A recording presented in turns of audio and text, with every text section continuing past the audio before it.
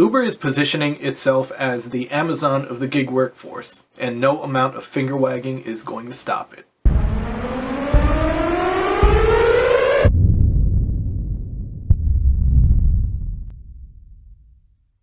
Earlier today, Uber announced that it would roll out the Works program in Miami, with plans to expand in other markets next year. Frankly, I believe it will eliminate the traditional brick-and-mortar temp agency. I'm not speaking out of any bias, I'm speaking out of historical trends. The reason that Walmart and Costco has survived Amazon's rise is because they're massive institutions. They've been around for decades and have become part of the American landscape. You could lump in Target and Home Depot as well. However, there's nothing in the temp agency field that has that type of name recognition or clout. Just like many of you, I remember when Amazon only sold books. For computer parts, there was Newegg, Tiger Direct, Incredible Universe, CompUSA, Best Buy, or Fry's. Now you can get anything that you used to get from those places and sites on Amazon. When Amazon expanded outside of selling books, I remember people saying that they were going to bite off more than they can chew and that they would have supply chain issues. The modern economy shows that that was a very short-sighted and wrong view.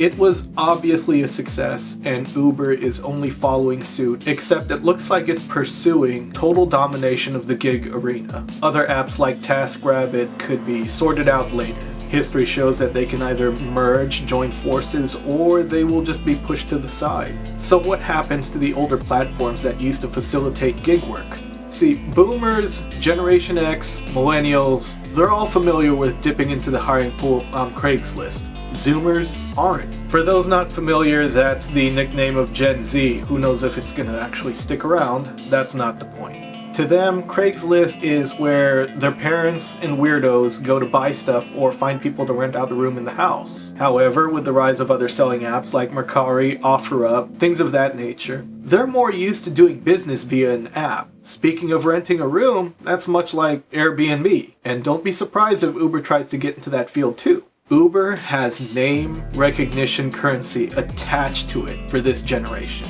And don't dismiss them as kids. All children grow up. Their spending habits are going to dictate the future of the economy. Think about it when you listen to young folks out in public. You hear a lot of them say, "Are you calling an Uber? Are you Ubering somewhere?" Names are very important, and they're on a first-name basis with this platform. Want further proof? Let's take a close look at this Bloomberg article. The man himself says it explicitly. Dara Khosrowshahi, the company's CEO, has struggled to define what Uber is and why investors should put up with at least 2 more years of estimated losses. To justify investments in autonomous vehicles, bicycles, electric scooters, flying cars, food delivery, and groceries, Khosrowshahi has drawn parallels to Amazon.com Inc., which started by selling books and now sells practically everything. Khosrowshahi had pitched Wall Street on doing something similar for transportation. That should give some insight into how long he thinks that it'll take to iron everything out. And we can see the split in management here. The program has been mainly focused on workers at traditional staffing agencies, but the company plans to start recruiting from its massive pool of drivers in the coming months, said Andrei Liskovich, the chief executive officer of the Uber Works project.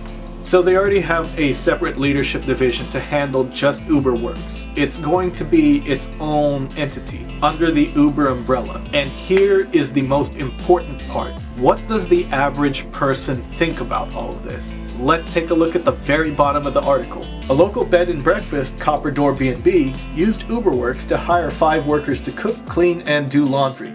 Jamila Ross, the manager, said the work and prices were excellent. She had always relied on friends and family to fill temp work until Uber came calling. They had some of the best cocktail napkin fans I'd seen, she said.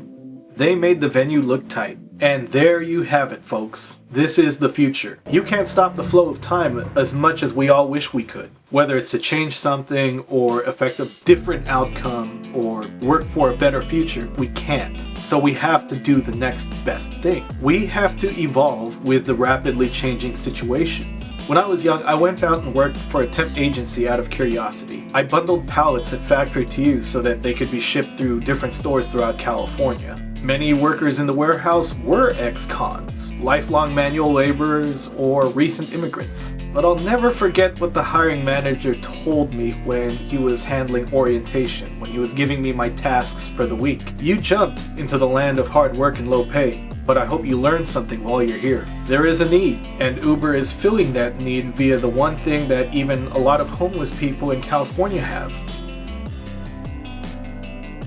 This. If driver numbers are to be reduced, no one single company or lawmaker wants to be blamed for increasing the homeless population or the population of those living at the poverty line. Nobody wants that legacy.